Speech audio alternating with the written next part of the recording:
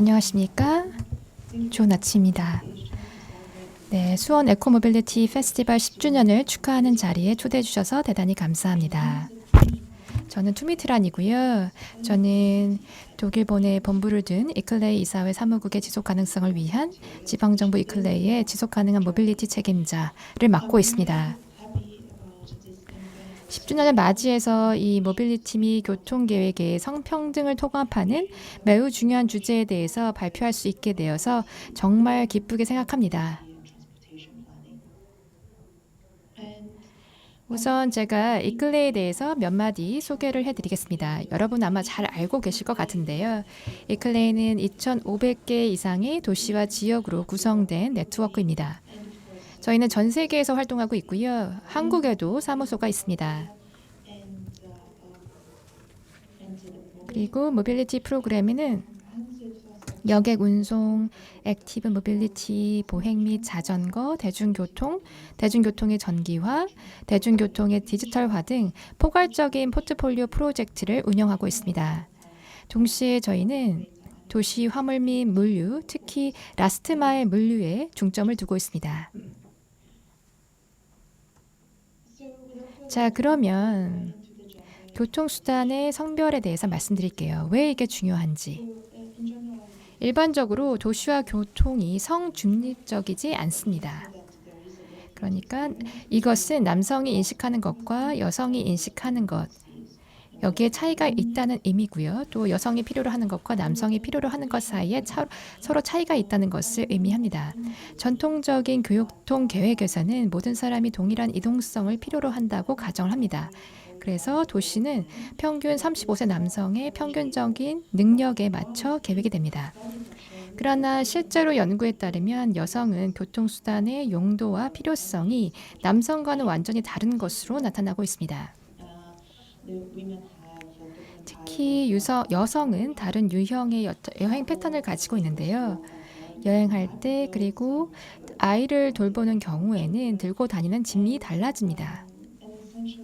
그래서 본질적으로 교통 및 도시 계획은 종종 이러한 돌봄의 이동성, 본질적으로 여성이 가족과 특히 어린이를 돌본다는 사실을 간과합니다. 동시에 여성은 특히 대중교통, 즉 길을 걸을 때 아니면 대중교통을 이용할 때 성희롱을 당할 위험도 상당히 높습니다. 그래서 길을 걸을 때, 대중교통 이용할 때 성희롱 당할 위험이 높은 것이죠. 여성의 약 80%가 공공장소에서 성희롱을 당하는 것에 대해서 두려움을 느낀다고 답한 바 있습니다. 여성이 전체 인구의 50%를 차지한다는 점에서 이는 정말 심각한 문제죠. 그래서 저는 이제 여성의 대중교통 이용에 대해서 몇 가지 글로벌 사실을 좀 강조해 드리고 싶습니다. 앞서 말씀드린 바와 같이 여성의 80%가 공공장소에서 괴롭힘을 경험한 적이 있다고 답했습니다. 전 세계적으로 또 교통 분야 종사자 중에서 여성이 참지하는 비율은 20% 미만입니다. 이는 전 세계 북쪽뿐 아니라 전 세계 남쪽을 다 포함한 수치이고요. 특히 유럽에서는 대부분의 이사회에서 여성이 차지하는 비율이 20% 미만입니다. 그래서 의사결정권자는 대부분 남성이고요. 동시에 노동력에서도 여성 비율이 대부분 25% 미만입니다. 그리고 다음 슬라이드에서 알 수 있듯이 성희롱에 대한 두려움을 가지고 있고 여성이 결정권자에 속하지 않는다고 말씀을 드렸죠. 또 여성이 출근하는 것을 두려워하고 그리고 실제로 대중교통 사용하는 것을 두려워하고 가족을 돌보는 데 많은 시간을 소비하기 때문에 노동시장 참여가 감소하고 있습니다. 일할 시간도 없기 때문에 노동시장 참여가 더욱 감소하고 있는 것이죠. 이는 우리가 심각하게 해결해야 될 문제라고 저는 생각합니다. 특히 대중교통을 이용하는 여성의 안전이 매우 중요합니다. 다음 슬라이드에서는 저희가 고려해야 될 몇 가지 중요한 요소를 말씀드리겠습니다. 첫 번째 요소는 사용자를 이해하는 것인데요. 특히 여성의 행동 패턴은 남성인 가장의 행동 패턴과는 매우 다릅니다. 실제로 남성은 A에서 B로, 집에서 회사로, 회사에서 집으로, 이렇게 이동하거든요. 근데 여성은 더 짧은 이동을 많이 합니다. 순서도 좀 다르고요. 그리고 목적이 다른 경우도 많습니다. 즉, 보통 여성은 아이들을 학교에 데려다 줘야 되고, 부모님을 돌보고, 또 슈퍼마켓에 가거나, 아니면 출근 전에 은행에 가서 돈을 인출하거나, 이런 이동이 많습니다. 이것은 이제 이동이 세분화되고, 이동이 좀 더 번번하다는 것을 의미하죠. 그리고 일반적으로 여성은 대중교통을 더 많이 이용하고요. 더 많이 걷습니다. 근데 남성은 차량을 더 많이 이용하죠. 그리고 연구에 따르면 남성이 여성과 함께 여행할 경우에, 이동할 경우에 온실가스 배출량을 18%까지 줄일 수 있다고 합니다. 고려해야 될 또 다른 요소는 여성을 위한 계획이 모두를 위한 계획이라는 것인데요. 예를 들어 이제 한국에서 2,000명의 응답자를 대상으로 한 온라인 설문조사에서 여성 응답자는 앞서 언급한 대로 자가용 이용을 선호한 남성 응답자보다는 도보나 대중교통, 버스를 더 많이 선택하는 것으로 나타났습니다. 네, 이는 사실 한국에도 적용 가능한데요. 다음 슬라이드에서는 제가 젠더 관점으로 투자한 몇 가지 사례를 소개해 드리겠습니다. 네, 젠더 관점으로 이제 투자가 이루어진 경우인데요. 교통과 같은 대규모 인프라 개발을 준비할 때 성별을 고려하는 것이 매우 중요합니다. 특히 교통과 같은 경우에 중요한데요. 인도 푸네와 방갈로르에서는 수백만 명의 이제 승객의 이동을 촉진하고 그리고 문제를 해결하고 온실가스 배출을 줄이고 대기질을 개선함으로써 경제 활동과 지속 가능성을 개선하는 것을 목표로 하고 있습니다. 여성이 직면한 어려움을 인식하고 일과 돌봄의 균형을 맞추는 데 중점을 두고 있고요. 포용적 채용 관행, 별도의 시설, 전용 코치 및 CCTV 설치 같은 보안 조치를 시행하고 있습니다. 또한 태양광 전기 자동차는 여행의 최종 구역에서 승객의 접근성과 보안을 개선할 계획입니다. 여기서 두 가지 요소가 매우 중요한데요. 예를 들어 이제 화장실이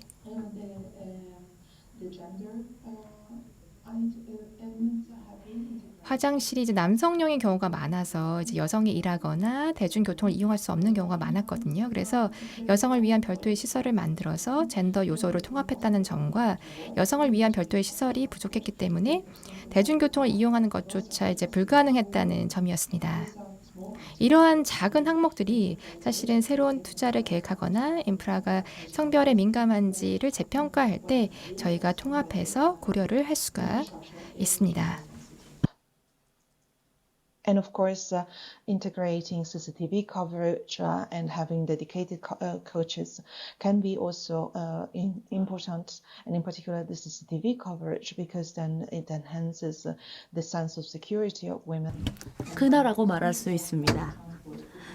그리고 대중교통에 대해서 이야기할 때 대중교통을 이용하는 여정, 즉 집에서 대중교통으로 가는 여정을 고려하는 것도 매우 중요합니다. 여성은 대중교통을 이용하기 위해서 먼 거리를 걸어가야 되는 경우가 많이 있습니다. 그렇기 때문에 대부분의 위험도 바로 이곳에 도사리고 있습니다. 이번 슬라이드에서는 성별 격차 해소를 위해서 EBRD가 어떤 추가 투자를 했는지에 대한 사례를 담아보았습니다. 2016년 토론토 대중교통위원회인 TTC에서는 직원의 22%만이 여성이었습니다. 특히 버스 운전사와 같은 관리직이나 운영직에서 성별 격차가 굉장히 컸습니다. 유럽 부흥개발은행인 EBRD는 맞춤형 이니셔티브를 통해서 TTC를 지원하고 성별 포용성을 개선함으로써 이러한 격차를 해소하고자 했습니다. 그 결과 22명의 자격을 갖춘 여성 버스 운전사를 채용하는 등 TTC에 고용된 여성의 수가 증가하기 시작했습니다. TTC의 양성평등을 위한 노력은 유엔 여성의회 원칙에 서명함으로써 더욱 입증이 됐습니다. 이후 지하철 안전을 강화하고 보다 편안하고 환경 친화적인 대중교통 시스템을 제공하는 포용적 교통 전략을 개발함으로써 성평등에 대한 의지를 보여주었습니다. 여성이 의사결정에 참여하는 것은 계획 단계에서도 여성의 요구를 반영할 수 있도록 하기 위한 핵심 요소라고 할 수 있습니다. 특히 어린 여성들이 교통기관에 진출할 수 있도록 프로그램을 홍보하고 스템 분야로 진출할 수 있도록 장려하는 것이 굉장히 중요하다고 할 수 있습니다. 특히 르완다와 남아프리카 공화국에서는 여성 변호사 수가 증가하고 교통 분야 여성에 대한 법률의 제정이 증가하는 사이에 상관관계가 있다라는 연구 결과가 발표가 되었습니다.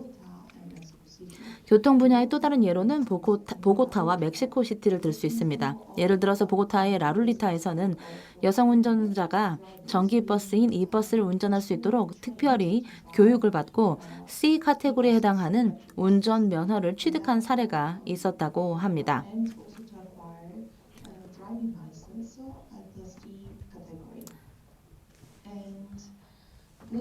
이를 통해서 여성과 그 가족, 특히 그 가족 중에서도 딸들은 이제 어머니를 존경하고 운송 분야의 직업을 자신의 직업 분야로 고려하고 있는 상황입니다. 이는 젊은이들이 교통업계에 종사하도록 장려하고 젊은이들이 이러한 교통업계를 더 매력적으로 참여할 수 있도록 만드는데 더욱 중요하다고 할 수 있습니다. 그렇다면 여성의 니즈를 어떻게 통합할 수 있을까요? 물론 문제의 규모가 어느 정도인지 측정하려면 데이터가 필요합니다. 앞서서 말씀드렸던 몇 개의 데이터 세트를 가지고 있습니다만 사실 성별에 따른 데이터 분리가 모든 프로젝트에서 주류로 항상 해야 되는 것으로 자리 잡는 게 중요합니다. 예를 들어서 성별 분리 데이터를 기반으로 한 정책을 통해서 여성이 직면한 장벽을 해결할 수 있다면 여성의 주요 관심사를 해결할 수 있을 것입니다. 특히 인도의 안전핀과 같은 혁신적인 프로젝트가 있는데요. 사용자로부터 데이터를 수집해서 당국의 권고 사항과 긴급한 개입을 알리는 크라우드 소싱 웹 애플리케이션입니다. 안전핀 프로젝트를 통해서 여성은 공간과 보안에 대한 인식이 남성과는 다르다라는 것을 알 수 있게 되었습니다.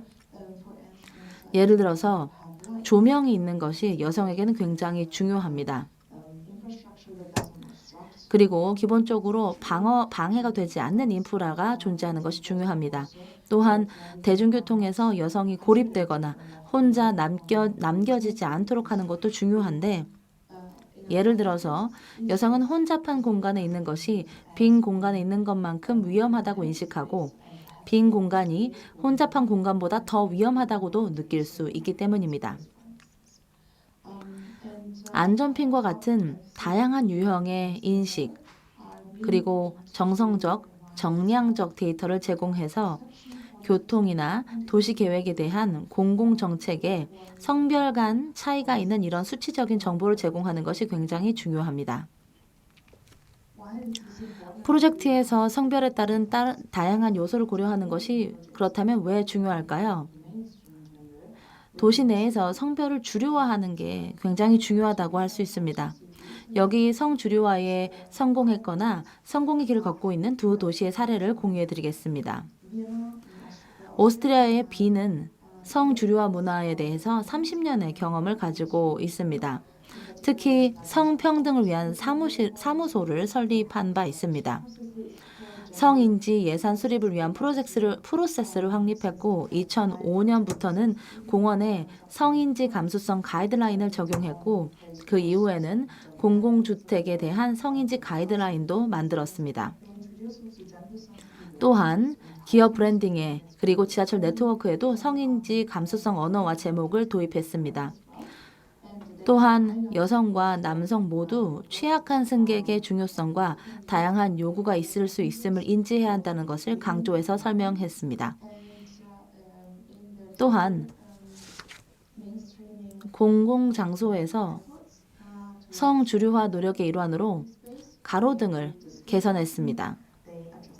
보행자를 우선시해서 신호등을 조정했습니다. 특히 유니버셜 액세스를 적용해서 모든 장벽을 제거함으로써 유모차와 휠체어가 더 쉽게 이용할 수 있도록 포장도로를 넓혔습니다. 또 다른 사례인 스웨덴 마블이 있습니다. 비인의 사례보다는 덜 알려져 있지만 성평등에 대한 이해관계자뿐만 아니라 도시 자체 내에서 성평등과 대중교통에 대한 행정가 그리고 정치인들이 함께 포커스 그룹에 참여하는 그런 시스템을 도입했습니다. 예를 들어서 마드리드의 예시를 들어보자면 밤에 여성을 위한 특별 정류장을 설치해서 여성이 집에서 더 가까운 곳에 정류장을 설치해서 그곳을 다닐 수 있도록 하는 유럽의 사례를 만들어 주었습니다. 동시에 코펜하겐에서는 성인지적 관점에서 도로 제설 작업을 진행하고 있는 상황입니다. 이는 자동차를 위한 도로 제설 작업보다 보행과 자전거를 우선시하는 것을 의미합니다.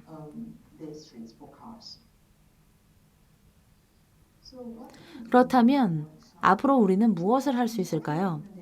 이제 아래에 몇 가지 권장 사항을 여러분들께 제시할 예정입니다. 이것들이 굉장히 중요한데요.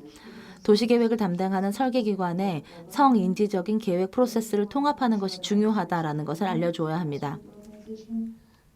계획 및 의사결정 과정에서 젠더 문제에 초점을 맞춘 여성과 풀뿌리 단체의 참여를 보장하는 것이 중요합니다. 예를 들어서 이사회에 여성과 풀뿌리 단체가 참여하는 비율은 20% 미만입니다. 또한 성인지적 정보와 결정을 내리기 위해서는 정보에 입각한 세분화된 데이터를 바탕으로 정책을 결정하는 것이 중요합니다. 또한 무의식적인 편견을 피하기 위해서 통합적인 계획 접근 방식을 채택하고 성평등에 대한 전문 지식을 활용하는 것도 중요합니다. 마지막으로 성별에 따라 세분화된 데이터를 수집하는 것 외에도 성평등한 도시 공간을 조성하기 위한 조치의 효과를 평가하여 성인지적 관점 및 모니터링 및 평가 메커니즘을 구현할 필요가 있습니다. 물론 진행 상황을 이렇게 추적할 수 있다는 것은 도시가 모범 사례를 세계에 홍보할 수 있고 필요할 때 이런 관행을 적절하게 조정할 수 있다는 의미이기도 합니다. 이러한 사례와 권장 사항을 소개해드리면서 제 발표를 마치고자 합니다. 여러분들이 이런 몇 가지 이니셔티브를 보고 들으시면서 영감을 얻으셨기를 바라겠습니다. 그리고 교훈 중 일부를 상황에 맞게 적용하실 수 있었으면 좋겠습니다. 물론 좋은 모범 사례가 여러분에게도 있다면 언제든지 공유를 기다리고 있겠습니다. 보시다시피 아시아의 사례가 지금 현재 거의 적용이 되어 있지 않은 상황입니다. 유럽의 사례들이 너무나도 많이 문서화돼서 제공이 된 상황입니다. 그래서 궁금한 점이 있으시면 언제든지 저와 저희 팀에게 연락을 해주시면 좋겠습니다. ecomobility@eclair.org로 연락 주시면 됩니다. 여러분의 모두의 성공을 기원하고 있겠습니다. 제 발표에 관심을 가져주셔서 굉장히 감사합니다.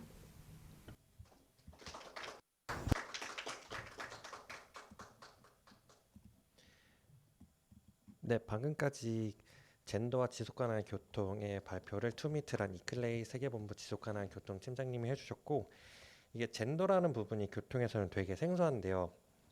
이 여성과 남성의 이동 방식에서 비롯된 점을 이해하고 이를 어떻게 정책에 적용이 필요한지에 좀 생각이 들게 되는 발표였습니다. 네, 다음으로는 승용차 사용 저감을 위한 방안과 사례를 콘라드 오토 지머만 더 어반 아이디어 총괄 책임자가 해주시도록 하겠습니다. 그럼 콘라드 씨 앞으로 나와주세요. 네.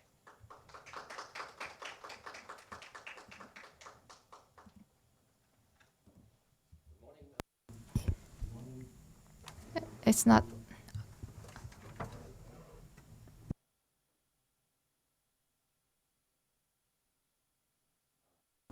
안녕하십니까? 네, 이렇게 여러분께 발표를 드리게 되어서 매우 기쁘고요. 그리고 제가 이제 제게 주어진 주제인 자동차 이용 감소를 위한 정책 및 도구에 대해서 발표를 하겠습니다. 첫 번째 해야 될 질문은 왜 자동차 이용을 줄여야 하냐? 여러분이 이제 밖에 나가시면 보시잖아요. 자동차가 정말 많습니다. 모든 사람들이 차를 이용하잖아요. 근데 저희가 왜 줄여야 될까요? 문제는 세 가지가 있다는 것입니다. 우선 절대적인 숫자로 지금 자동차가 지난 몇십 년간 증가해 왔고요. 모든 국가에서 사실 등록된 차량의 대수가 증가했습니다. 그리고 사람들이 차량을 구매할 때 일반적으로 더 큰 차량을 선호하는 경향을 보이고 있습니다. 사회가 점점 부유해지면서 경제가 점점 성장하면서 차가 더 커지는 것이죠. 그리고 동일 모델이라도 세대를 거치면서 차가 더 커지는 것이죠. 그래서 똑같은 브랜드의 똑같은 모델을 하시더라도 해가 이제 거듭될수록 새로운 모델이 더 커지는 것이죠. 차가 점점점 더 많은 도시 공간을 점유하게 되고 있습니다. 그리고 뭐 주행 중이거나 아니면 주차 중이건 간에 차량이 공공거리의 대부분을 차지하고 있습니다. 그리고 그 남은 나머지 공간만 사실 이제 보행자나 다른 활동에 사용되는 것이죠. 그리고 구역과 동네를 가로지르는 차도가 주거지, 학교, 공원, 상점들 간의 장애물로 지금 만들어지고 있습니다. 한번 돌아보시면 아시겠죠? 차들이 정말 많이 지나가잖아요. 그 실제 도로를 보시면 여러분 이제 지나가는 차량을 보시면 내가 지금 공간이 정말 차지하는 공간이 작구나 이렇게 느끼실 수 있습니다. 그리고 자동차가 이제 보행자 및 자전거 이용자의 공간까지 점유하고 있습니다. 그래서 도심거리의 사회적 기능, 사람들이 뭐 머물고 모이고 이야기하는 공간까지 지금 차지하고 있습니다. 그래서 저희가 이러한 차량들 때문에 저희가 사용할 수 있는 사회적 공간까지 줄어들고 있는 것이죠. 그리고 자동차의 모터나 전동 소음이나 배기가스, 자동차 오일, 타이어 마모 입자 등으로 인해서 지금 환경이 오염되고 있습니다. 특히 이 자동차 관련한 타이어 마모 입자는 미세 플라스틱이기 때문에 강으로 가고 결국에는 바다까지 가기 때문에 정말 중요한 문제입니다. 네, 그래서 자동차 대수가 정말 증가하고 있는데 그래서 저희가 무언가를 해야 됩니다. 자동차 사용이 저는 감소돼야 된다고 보고요. 자동차 사용을 저희가 줄여야 된다고 봅니다. 그래서 생태 교통으로 나아갈 수 있도록 저희가 변화를 추진해야 된다고 봅니다. 자, 첫 번째 변화는 바로 이제 이동의 변화인데요. 즉 강제적인 이동을 줄여야 된다는 것을 의미합니다. 세 번째는 교통수단을 변화시켜야 되는 것인데요. 개인 차량에서 생태 교통수단으로 전환하는 것이고요. 세 번째는 사용 패턴을 바꾸는 것입니다. 그래서 이동을 공유하고 차량을 공유하게 하는 것이죠. 자가용을 사용하는 것이 아니라 이동과 차량을 공유하게 하는 것입니다. 네 번째는 주행을 변화시키는 것인데요. 물론 여러분이 이제 친환경적인 주행을 한다는 것은 대부분 이제 전기차였겠죠. 근데 어쨌든 전기차도 사실은 부정적 영향이 있고 사회적 공간을 점유합니다. 타이어 마모 입자도 똑같이 생겨나고요. 그래서 전기차는 사실 해결책이 아닙니다.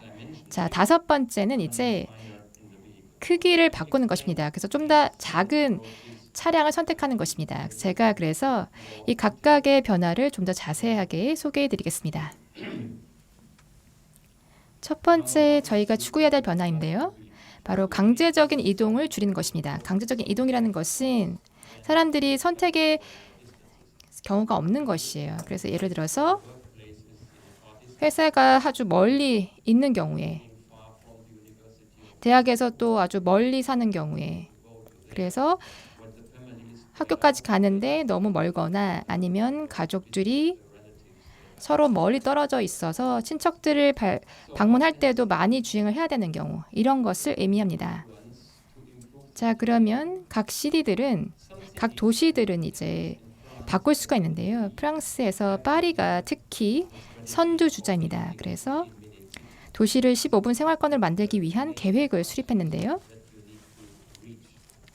15분이라는 것은 정말 중요한 기점인데요. 여러분이 이제 학교나 회사에 15분 안에 도달할 수 있게 되면 많은 변화가 생깁니다. 그리고 도시들은 또한 이제 회사 근처로 이사하는 사람들에게 인센티브를 제공할 수가 있습니다. 근데 좀 제한적이죠. 왜냐하면 두 명의 가족이 있는데 한 사람이 일하는 장소에 가깝게 이사를 하게 되면 다른 사람은 사실 좀 불편을 겪게 되는 것이죠. 그렇기 때문에 좀 제한이 있습니다. 쉽지 않죠. 그리고 네. 코비드 사태 때문에 사실 재택근무가 크게 증가했습니다. 그래서 재택근무를 권장하는 것도 이런 강제적 이동을 줄이는데 중요한 방안이 될 수가 있습니다. 또 어쨌든 이제 강제적인 이동을 줄이는 것이 어렵진 않지만 많은 도시 당국들이 전략을 수립하고 있습니다. 자, 그러면 우리는 어떻게 해볼 수가 있을까요? 15분 생활권을 만들기 위해서 어떤 것이 필요할까요? 그리고 사람들이 불필요한 방법으로 불필요하게 주행을 하지 않도록 하려면 무엇을 해야 될까요? 고민해 볼 필요가 있습니다. 두 번째 변화는 자, 개인 소유의 차량에서 생태 교통 차량으로 전환을 하는 것입니다. 그래서 각 도시는 이제 많은 것을 할 수가 있는데요. 현재는 이제 뭐 심리스 모빌리티라는 걸 많이 얘기하죠. 자전거 공유, 스쿠터 공유, 차량, 소형 전기차 공유, 최종 구간에 셔틀을 운행하는 것, 뭐 택시 및 대중교통을 통합하는 것, 이러한 일관적인 원활한 교통 시스템을 계획하는 것을 의미합니다. 그냥 버스만 운영하는 것이 아닙니다. 그 사람들이 이제 버스를 사용하는 것이 좋지만 버스만 이용하는 것이 아니고요. 그래서 이제 자전거 레인을 만들고 사람들이 좀 더 자전거를 많이 이용하도록 하는 것이죠. 그래서 도시들이 그냥 교통 인프라나 교통의 흐름뿐만 아니라 실제 시민들의 이동성을 고려해서 계획을 수립하는 것이 중요합니다. 저희가 이제 앞에서 정말 훌륭한 발표를 들었잖아요. 여성들의 그런 이동성은 정말 다르다. 여성들의 패턴은 다르다. 남자들의 이동과는 다르다. 이런 얘기 들었잖아요. 남자들은 주로 이제 내가 회사의 통근을 어떻게 할 것이냐 이게 중요하지만 여성은 패턴이 다릅니다. 그래서 이런 여성들의 패턴을 이해하는 것이 정말 중요하다. 이해한 다음에 그럼 우리가 무엇을 제공할 수 있을까? 차량을 이용할 수 없는 여성의 경우, 근데 차량은 있지만 다른 그 교통수단을 사용해야 되는 여성들이 있다면 지속 가능한 방법을 효과적으로 돌아다닐 수 있도록 무엇을 제공할 수 있을까 고민해야 됩니다. 그래서 뭐 도로나 아니면 실제 뭐 교통 엔지니어들의 측면에서뿐만 아니라 그래서 정책 입안가들이나 실제 엔지니어들은 이렇게 여성들의 그러한 니즈를 이해하는 것이 중요합니다. 그리고 다양한 이제 기관들이 이제 운영자로 참여를 하게 되는데요. 그래서 지자체가 아마 이제 버스 서비스를 운영하는 경우가 많을 것입니다. 경전철은 아마도 그 경전철 운영 회사가 운영을 하겠죠. 택시 같은 경우에는 이제 민간 사업자가 하겠죠. 어떤 도시에서는 이제 다른 경우도 있고요. 그래서 다양한 이렇게 기관들이 참여합니다. 그래서 이 모든 것을 통합하려면 저희가 운영 업체들과 많은 얘기를 해야 되고 그리고 통합된 그 교통 시스템이 최종 소비자에게 어떻게 제공될 것인지 저희가 그려보는 것입니다. 그러면 최종 소비자는 이제 앱을 이용해서 이러한 통합된 교통 체계를 이용할 수 있게 되는 것이죠. 그래서 고객 정보, 운영 서비스, 요금, 스케줄, 예약 매표 이런 것도 다 고려를 해야 됩니다. 이를 통해서 이제 최종 소비자가 실제 뭐 일부 구역은 지하철을 이용하고 나머지는 뭐 걷고 그리고 아니면 버스를 타거나 이렇게 정하게 되는 것이죠. 그래서 이런 모든 것들을 다 저희가 이해하고 이를 바탕으로 다양한 접근 방식을 수립하는 것이 중요합니다. 그래서 시 당국이나 행정 당국이 해야 되는 일이고요. 단순한 그냥 교통 계획을 수립하는 것이 아니라 이러한 다양한 요소를 이해하는 것이 반영하는 것이 중요합니다. 자, 세 번째 변화는 바로 이제 이동 공유, 차량 공유인데요. 도시 당국은 자동차 공유 그런 시스템을 운영할 필요가 없고요. 민간 기업이 운영할 수도 있습니다. 다양한 자동차 공유, 차량 공유 방법들이 있죠. 근데 이제 도시는 카쉐어링 구역을 만들 수가 있는데요.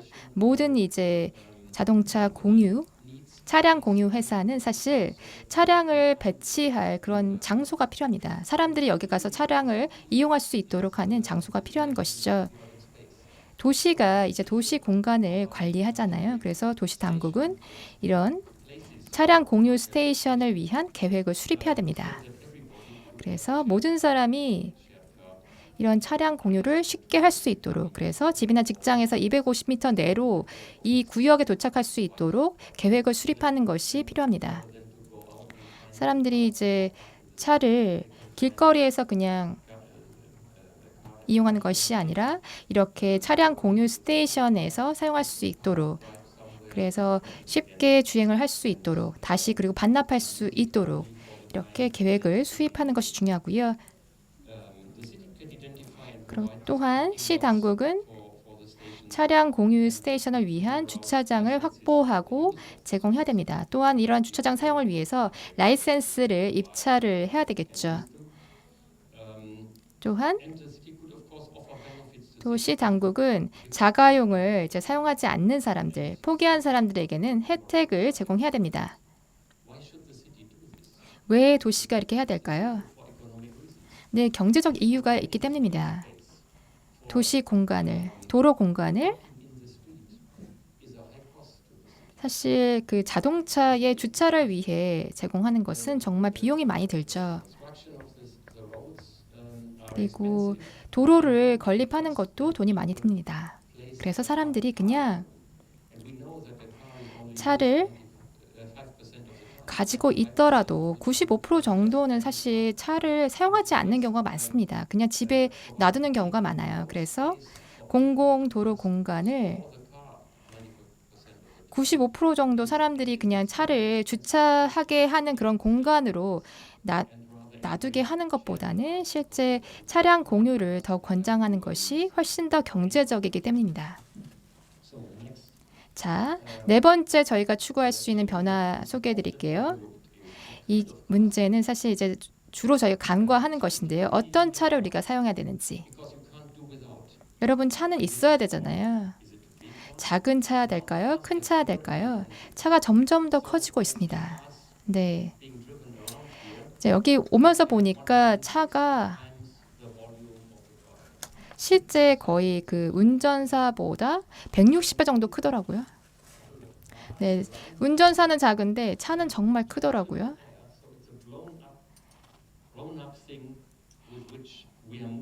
저희가 그래서 이동하기 위해서 정말 큰 차를 사용하고 있더라고요. 정말 실제 에너지 소비 측면이나 공간 측면이나 대기오염 측면에서도 정말 비경제적인 것이죠. 그래서 소형 차량을 선택하는 것이 중요합니다. 독일에는 대학과 협업을 해서 저희가 기술 표준을 만들었는데요. 그래서 7개 등급으로 저희가 구분을 하고 있습니다. 그래서 가장 작은 소형 이동 장치부터 가장 큰 SUV까지 7개로 저희가 분류를 하고 있는데요. 오프로드 차량을 포함하고 있습니다. 사람들이 새로 등록하는 차량을 보면은 이 제일 큰 경우가 많습니다. 그래서 사람들의 에고가 사실 충족되는 그런 수단으로 차량을 사기 때문에 많이 그런 것 같아요. 근데 저희가 이제 교통 수단의 측면에서 봐야 되겠죠. 시 당국은 소형 차량의 사용을 권장할 수가 있습니다. 예를 들어서 특정 공공구역을 소형 차량의 사용에 제한하는 것이죠. 그래서 XXL 등급의 차량을 위한 구역보다는 차량 큰 차의 경우에는 뭐 주차 공간을 10개만 주고 중형 차량의 경우에는 17개, 소형 차량의 경우에는 25개 이렇게 지정하는 것이죠. 그래서 실제 규모가 중요합니다. 그래서 규모를 통해서 저희가 기준을 세워야 됩니다. 주차 공간을 규모에 맞추어서 제공을 하게 되면 효과적이고요. 저희가 이제 필요한 것은 이런 새로운 등급이 필요한데요. 사이즈라는 것, 규모라는 것은 그냥 2차원적인 것이 아니고 3차원적인 실제 그 높이까지 포함하는 건데요. 왜냐하면 차량의 높이가 점점 더 커지고 있습니다. 아이들이 이제 차량이 사실 크면 그리고 높으면 아이들이 다가오는 것도 안 보일 때가 많아요. 그래서 집 앞에 사실 이제 큰 차량이 주차되어 있으면 1층에 살면은 차량 때문에 창밖을 볼 수가 없는 경우도 많습니다. 그래서 차량의 사이즈가 전 세계적으로 증가하고 있는 것이 지금 현실입니다. 그래서 소형 차량의 사용을 권장하기 위해서 저희가 이런 체계를 만들었고요. 도시 당국이 이런 등급 체계를 사용하는 것을 권장하고 싶습니다.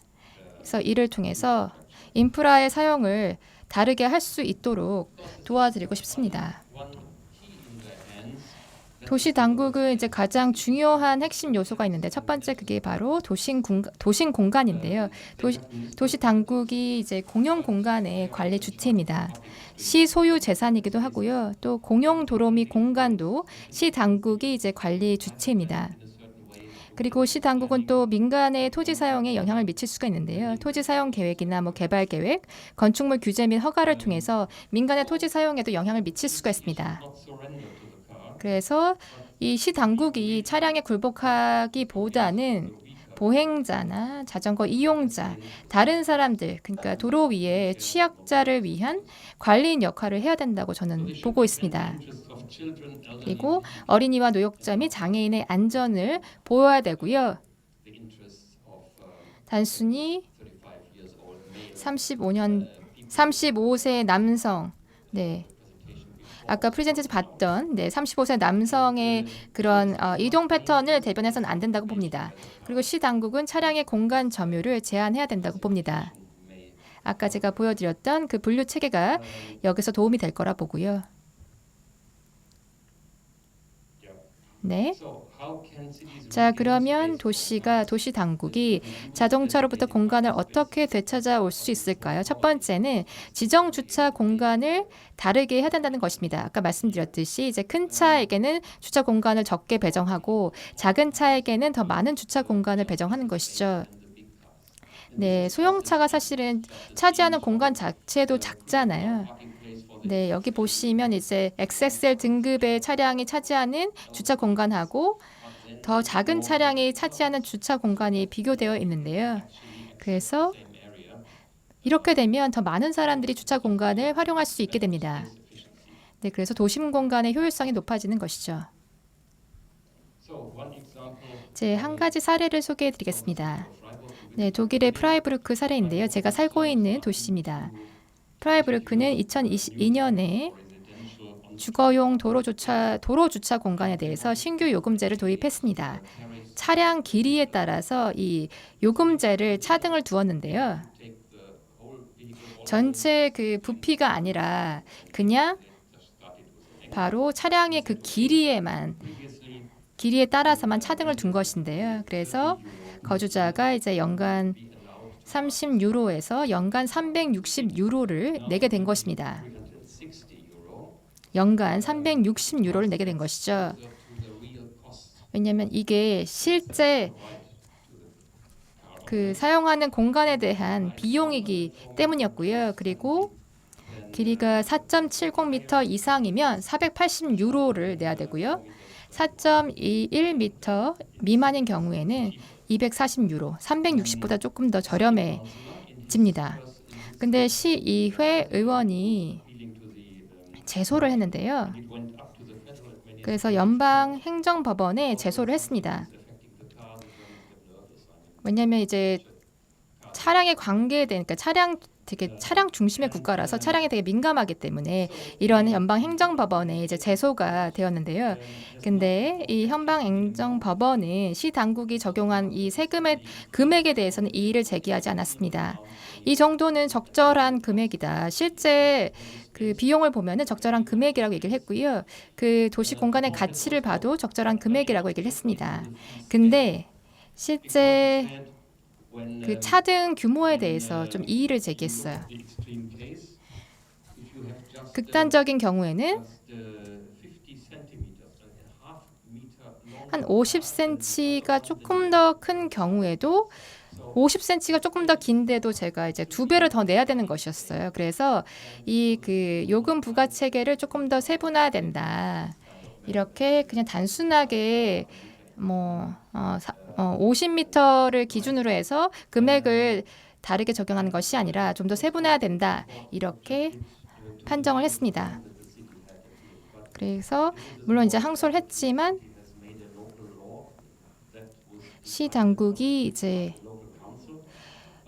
법을 적용했는데 시의회 의원이 이제 제소를 한 것은 사실 이제 흔한 경우가 아니었죠. 어쨌든 이 시의회 의원이 이제 제소를 한 거에 대해서 이런 판정이 나왔습니다. 저희가 아까 말씀드렸던 규모에 따라서 이제 저희가 7개 등급이 있다 말씀드렸죠. 그래서 7개 등급이 아마 이렇게 가격을 차별화하는데 중요한 이제 근거가 될 거라 보고요. 저희가 이제 과학적 토대로 만든 등급이고요. 또 물리적 측정이 가능합니다. 하나의 그냥 저희가 이제 뭐 하나의 가정이나 아니면 뭐 그런 것을 한 게 아니고 사람들이 이제 SUV를 많이 비판하잖아요. 근데 뭐 이렇게 이제 SUV를 비난하는 것이 이제 좀 더 이제 감정적인 것이다 하지만 그래서 저희가 이 7개 등급을 통해서 과학적 토대와 물리적 측정을 통한 기반을 제공하고자 했습니다. 네, 이게 바로 최근에 정치적뿐만 아니라 법적인 이제 이러한 주차 공간의 차등화된 요금 적용에 대한 이제 최근에 이제 발전에 대해서 말씀드렸고요. 어쨌든 이게 쉽지는 않습니다. 근데 도시 당국도 이제 말씀드렸지만 프라이브르크 경우처럼 이제 실수를 할 수가 있고요. 그래도 모든 차별화된 가격을 이제 없애는 것보다는 문제를 해결하기 위해서 적용하는 것이 정말 중요하고요. 그래서 권장하는 것이 더 중요하다 봅니다.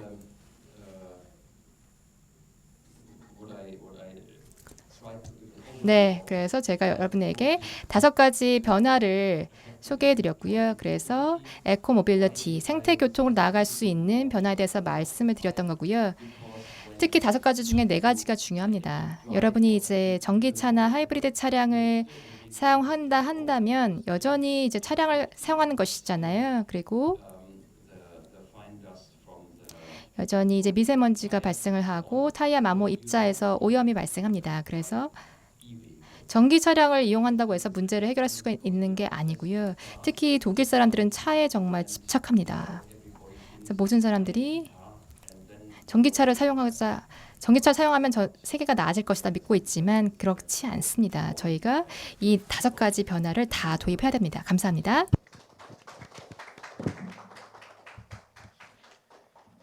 네, 방금까지 승용차 사용 저감을 위한 방안과 사례를 발표해 주신 콘라드 오토 짐머만 더 어반 아이디어 총괄 책임자였습니다. 이게 승용차 저감이라는 에 대한 필요성을 다들 이제 좀 인지하고 계시는 부분이 있겠는데요. 이를 실제로 적용하는 방법에 대해서 이렇게 5가지로 나누고 이를 어떻게 프라이브르크에서 적용했는지 사례를 보여주는 게 참 되게 인상 깊었다고 봅니다. 네, 다음으로는 이제 대중교통 활성화 방안, 이제 버스 공연제를 중심으로 고이지선 녹색전환연구원 연구위원님께서 발표를 진행해 주시도록 하겠습니다. 네, 안녕하세요. 저는 고이지선이라고 합니다. 그 아까 그 15분 도시 이야기가 나왔잖아요. 근데 국내에선 여기 계신 분들은 다 잘 아시겠지만 아마 시민분들은 15분 도시 들었던 분들도 있고 모르는 분들도 있을 텐데 한국에서는 좀 잘못 알려져가지고 경기도에서 서울까지 15분 만에 갈 수 있는 도시를 만드는 게 15분 도시라고 알려진 바도 있습니다.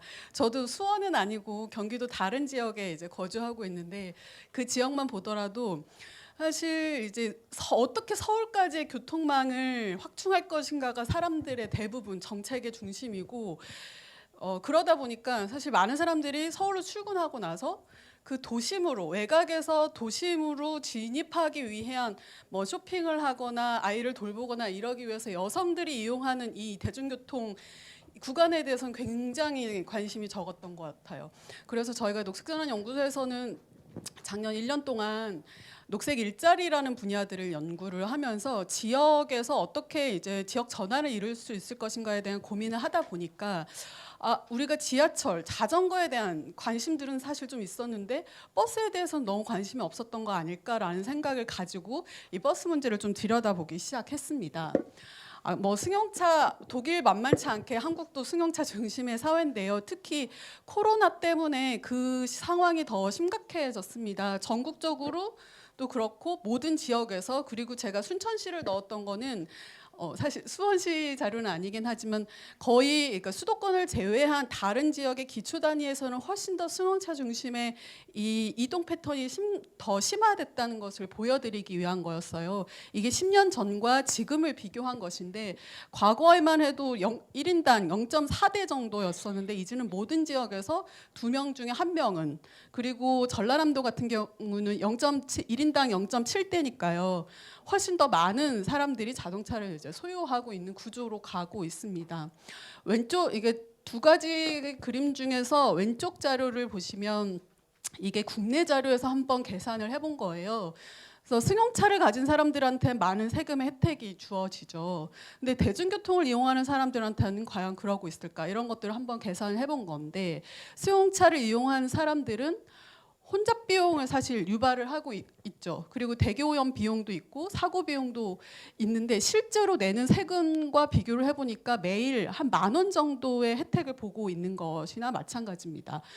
그런데 그러니까 승용차 세금은 한 2,000원밖에 안 내는 거예요. 그래서 계산을 해보면 10,000원 정도의 이익을 보고 있는데 대중교통을 이용하는 사람들에게는 이런 혜택을 주지 않고 있어서 대신에 지금 최근에 코로나 때문에 경제를 활성화한다고 해서 일부 지자체에서 교통 유발 부담금 큰 백화점이나 이제 병원이나 큰 시설들이 들어섰을 때 교통 유발을 시킬 수 있는 그 시설에 대해서는 부담금을 부과하고 있는데 이 부담금을 면제를 해줬었습니다. 사실은 이런 시설들을 더 장려하는 것들이기 때문에 문제가 있을 수밖에 없고요.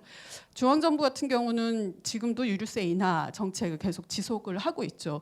사실 어떻게 승용차에서 대중교통으로 좀 이도 전환시킬 것인가 쉽지 않고 굉장히 어려운 이 시대적 과제인데 전반적으로 최근 코로나 상황에서의 정책은 좀 거꾸로 가고 있다는 우려를 안 할 수가 없는 상황인 것 같습니다. 그리고 수단 분담률은 뒤에서 말씀드리도록 할게요. 네. 지금 지역별 수단 분담률인데요. 아시는 것처럼 어떤 교통수단이 이제 교통수단을 많이 이용하는 건데 파란색이 자동차인데요. 제주도 같은 경우가 전국에서 가장 이제 자동차 이용률이 높습니다. 50%가 넘는데 제주도 가보신 분들 아시겠지만 기본적으로 렌트카 너무 당연한 거고 거주하는 시민분들도 한 가족당 자동차 소유율이 굉장히 높습니다.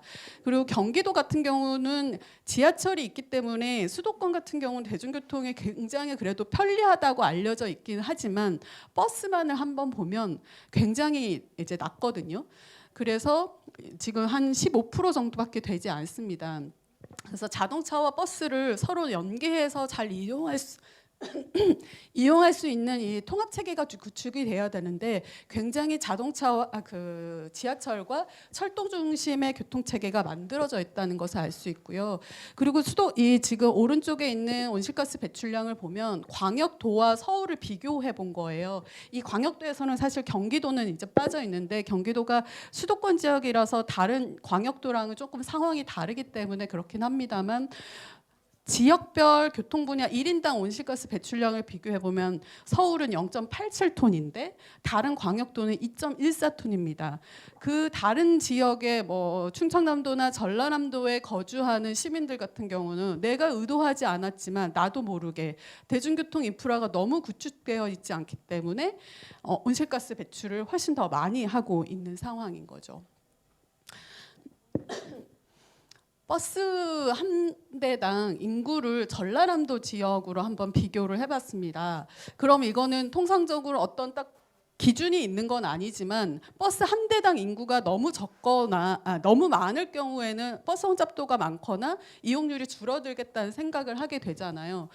무안이나 광양 같은 곳들이 좀 두드러지게 이제 높고요. 나중에 저희가 좋은 사례로 얘기하겠지만 맨 끝에 맨 합계 옆에 나와 있는 신안군이 가장 버스 한 대당 인구가 낮은 것으로 나와 있습니다. 이건 공공투자가 그만큼 있었기 때문에 가능한 일이라고 생각하시면 되고요.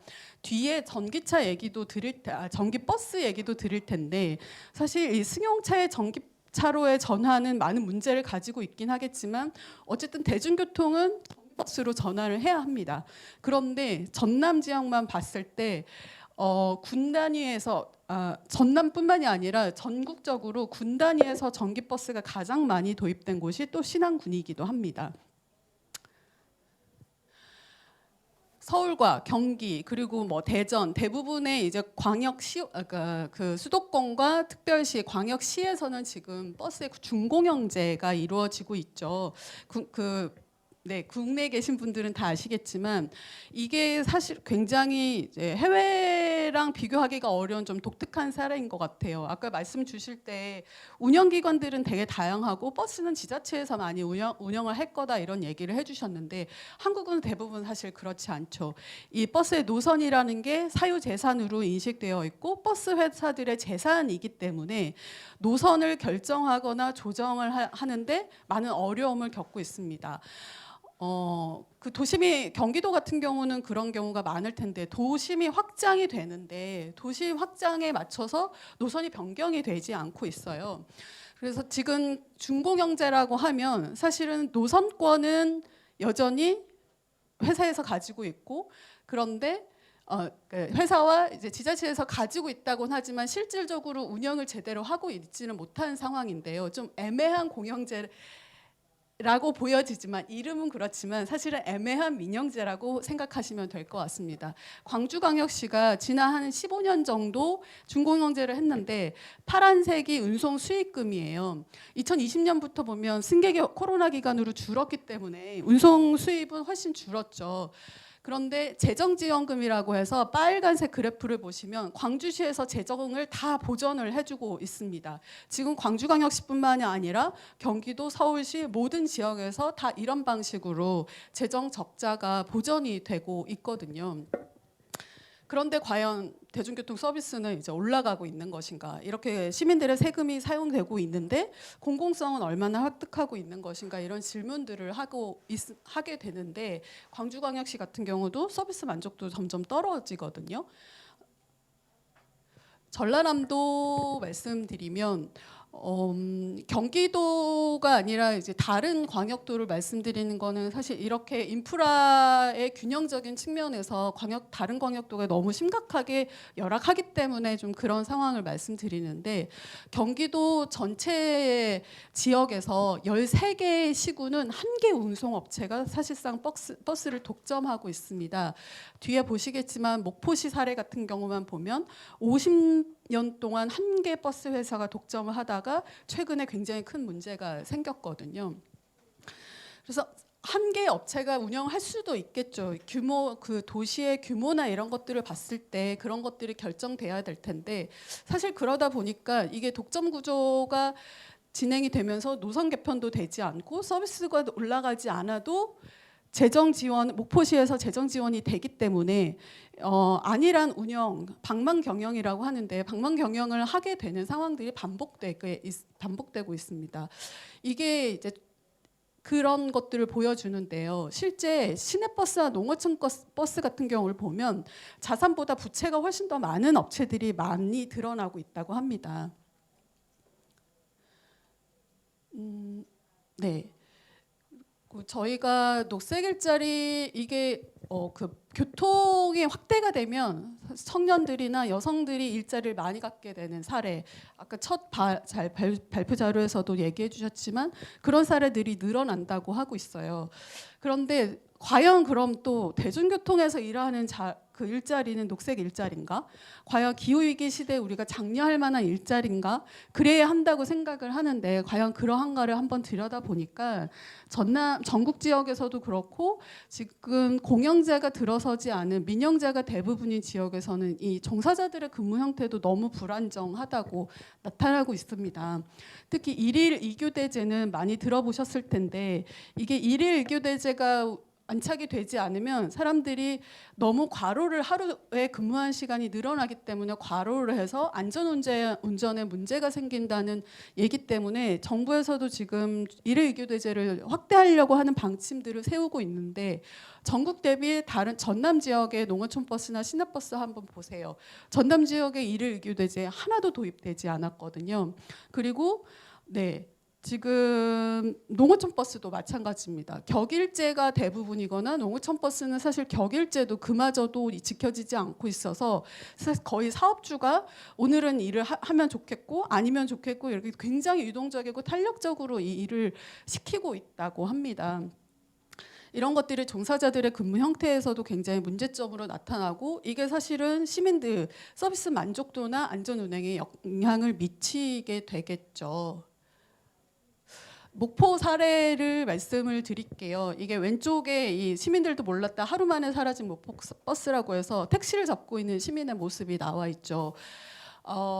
시내버스 회사가 등록돼 있는 건 2개였는데 사실은 한 명의 회사 그 사장이 운영을 하고 있었어요. 부채율이 3000%라고 하고 있고 그러다 57년간 운영을 했는데 노선 개편을 하나도 하지 않았습니다. 그러니까 도심이 확장이 될 때 사람들이 이동하는 이동 패턴과 전혀 이제 그 괴리된 버스 노선이 운영이 되다 보니까 버스 이용률은 줄어들 수밖에 없었겠죠.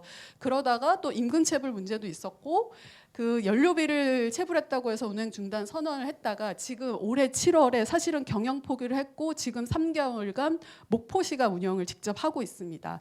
최근 기사에 보면 목포시가 직접 운영을 해보니까 운영비가 줄어들었대요. 그러니까 여전히 적자이기는 하지만 그 관리비나 인건비를 줄일 수 있었기 때문에 특히 관리비인데요. 임원 비용이 여기서는 굉장히 많이 나갔거든요. 그래서 그런 비용 때문에 실제로 적자폭이 좀 줄었다는 얘기들을 하고 있는데 이런 시민들에게 굉장히 중요한 시민 이동의 발이기도 한 이런 버스가 파행이 되도록 과연 그러면 지자체는 뭘 했는가 너무 소극적으로 대응하지 않았나 하는 그런 아쉬움을 갖게 될 수밖에 없고요. 뒤에서 얘기하겠지만 바로 인근에 신안군이 있습니다. 목포시 옆에 신안군이 있잖아요. 근데 신안군은 이제 무선교통과 버스 공영제를 실시를 하는데 이렇게 목포시에서 버스 파업이 이루어지고 실제로 버스가 운행 중단 위기에 있을 때 그 신안군에서 자기들의 공공버스를 보냅니다.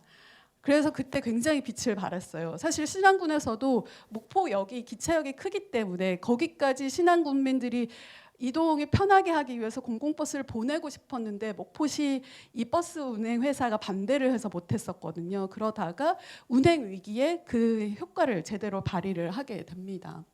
최근에 수원시가 관련된 이 문제가 또 좀 두드러지고 있죠.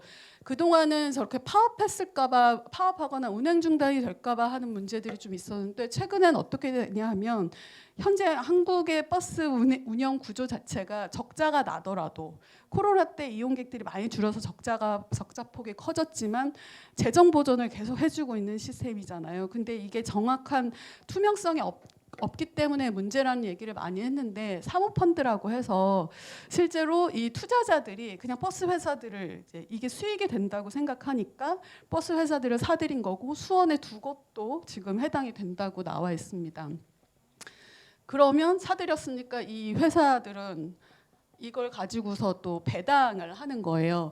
이 사모펀드 두 곳의 얘기로는 2023년 6월 몇 달 전이죠. 이 회사들이 버스 회사를 인수한 이후 첫 배당을 했는데 53억을 했다는 거예요. 그리고 차 파트너스라고 해서 굉장히 지금 커지고 전국적으로 커지고 있는 이 다른 곳은 서울과 인천에 있는 버스 회사들을 이용을 해가지고 인수를 해서 이후에 한 500억 가까운 배당을, 흔히 말해서 이제 배당 잔치라고 하는데, 시민들에게 돌아가야 될 수익이 아니라 투자자들에게 이런 수익, 투자금만 가고 있는데 이게 과연 공공의 기능을 제대로 하는 것인가 하는 질문들을 할 수밖에 없고, 시민들의 세금을 내는데 사실은 투자자들이 내부 배당을 하고 있는 상황입니다. 신안군 얘기에서 전국 최초로 한 10년 전에 신안군에서 무상교통과 공공버스를 시작을 했습니다. 그래서 군단이기 때문에 뭐 시작하기 좋았다고 대도시에서는 생각하실 수 있겠지만, 그래도 이게 처음에 시작할 때는 원래 버스 회사들의 이해관계가 굉장히 복잡했기 때문에 조정하는 게 쉽지 않았는데요. 그만큼의 행정력과 정치력을 발휘했다고 생각하실 수 있는데, 재미있는 것은 여기에 지역에 이렇게 버스 공영제가 들어서고 어르신들에게는 무상으로 버스를 탈 수 있게 되면서 지역의 병원과 목욕탕이 더 늘어났다고 해요. 이게 굉장히 재미있는 현상일 것 같고, 앞으로 지금 무상교통이 진행되고 있는 청송이나 다른 지역에서도 이런 어떤 변화가 이루어지는지 저희가 좀 관심 있게 봐야 될 것 같고요. 이렇게 공공성과 그리고 대중교통 활성화를 위한 무상교통을 시작한 지역들에서는 운전기사도 더 늘어나고, 근데 이런 비율, 운전기사도 여성이나 청년들이 더 많이 늘어납니다. 화성시 사례가 지금은 조금 예전보다는 미진하긴 하지만 그래도 좋은 사례로 얘기가 되고 있는데, 한국에서도 대부분 이제 버스 운전기사는 한 5, 60대 남성분들이 가장 많거든요. 근데 지금 문제는 남성분들이 많은 것도 그렇지만 구인난이 어느 지역에서는 지금 너무 심각해요. 안정적인 일자리가 아니라고 생각이 되기 때문에 잠깐 일하다가 다른 지역으로 준공영제하거나 더 큰 도시로 가서 임금을 많이 주는 지역으로 많이 옮기게 되는데, 화성에서는 도시공사에서 위탁 운영을 하면서 계속 이 운전기사들을 양성하기 위한 프로그램들을 적극적으로 펼치고 있고요. 그래도 어렵다는 얘기들은 하고 있습니다만, 그래도 다른 지자체에서 하기 힘든 이런 노력들을 하기 때문에 공공성을 어느 정도 가지게 되는 거라고 생각하고 있습니다. 적자 문제를 좀 다른 방식으로 풀자. 요즘 국내에서는 버스 요금 그 버스를 비롯한 대중교통 요금 인상 문제가 굉장히 좀 핫한 문제인데, 적자이기 때문에 요금을 올린다. 그럼 사람들은 더 많이 안 탈 수도 있잖아요. 그래서 이용객의 측면에서는 좀 다른 방식으로 이제 접근하는 게 좀 필요하다는 생각이 들고, 세종시가 광역에서는 최초로 2025년부터 전면 무상교통을 할 계획인데, 편익을 한번 비용이랑 추산을 해보니까 실제로 편익이 훨씬 더 높다고 나왔거든요. 그래서 이런 판단을 통해서 적극적으로, 그러니까 광역에서도 한번 추진을 해볼 수 있겠다라는 생각이 듭니다. 네, 화성시 사례 말씀드렸었고요. 지금 서울에서 기후동행 카드라고 해서 월 6만 5천 원 정도의 무제한 패스가 이제 나오면서 약간 경쟁적으로 지역에서 이게 도입이 된 것 같은데, 아까 제가 중간에 이제 빠뜨리긴 했는데, 저희가 연구소에서 지난달에 이제 독일에 가서 교통이랑 에너지 정책들을 이제 보고 왔습니다. 그 중에서 독일의 녹색당 의원을 만나가지고 49유로 패스에 대한 이야기를 들었는데 되게 인상적이었던 게, 9유로 패스를 시범적으로 진행을 하고 49유로로 이제 정착을 했잖아요. 그 티켓의 값은 좀 비싸졌지만 9유로 티켓 같은 경우는 우크라이나 전 이후에 바로 시행한 사실상은 복지 정책이었다고 얘기를 해요. 난방비 지원 정책과 마찬가지로. 그런데 49유로는 정확하게 교통 정책이라고 얘기를 하더라고요. 온실가스 감축과 승용차에서 대중교통으로 전환을 위한 정책이었는데, 인상 깊었던 거는 독일 같은 경우도 버스 요금 체계가 지자체나 지역마다 다 달랐다고 하는데 49유로 그래서 공무원들 사이에서는 막 그런 말들도 있었대요. 이 요금 체계에 대한 시험을 봐야 될 정도로 공무원들도 모르는 되게 복잡한 체계였는데 49유로 티켓으로 다 정리가 됐다고 합니다. 이용자 입장에선 굉장히 편하기 때문에 이용료를 당연히 올라갈 수밖에 없을 것 같은데 기후 동행 카드, 경기 패스 이런 것들을 보면서 굉장히 좋은 정책이지만 이게 좀 통합이 되면 훨씬 더 저는 실효성이 높아지지 않을까 이런 생각들을 하고 있고요. 전기차가 세상을 구하지는 못할 거라는 건 여기 계신 분들은 다 아실 것 같아요. 저희가 그동안 생태교통 얘기가 10년 전에 수원에서 그리고 경기도에서 시작했을 때 저는 굉장히 혁신적이라고 생각을 했었는데 지금 시기에 그럼 우린 다시 어떻게 생태교통 얘기를 할 것인가 얘기할 때 약간 자전거 중심으로 얘기하던 것들을 저는 이제 통합교통 얘기로 넘어오면서 조금 소홀히 했던 지역 내의 버스 체계에 대한 관심도 저는 좀 더 있어야 하겠다 이런 생각들을 합니다. 전기차 정부 예산도 그렇고 지자체 예산도 그렇고 대중교통이나 교통 분야에서 전기차 보조금이 대부분이죠. 대중교통에 대한 인프라 투자는 좀 적은 편이고 한편으론 가덕도 신공항 공사 그 비용이나 이런 것들 실제 이 예산이 기후위기 시대 이동을 어떻게 시킬 것인가에 적합하게 쓰이지 못하고 있다는 여러 사례들은 저희가 볼 수 있지만 이런 것들을 문제의식 삼아서 좀 변화의 모토로 삼아야 되지 않을까 이런 생각하고 있고요.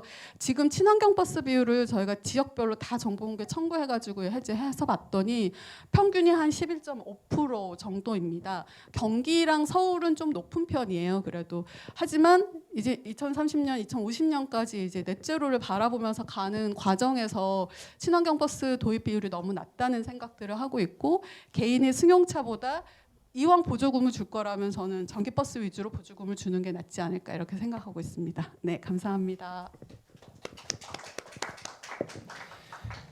네, 지금까지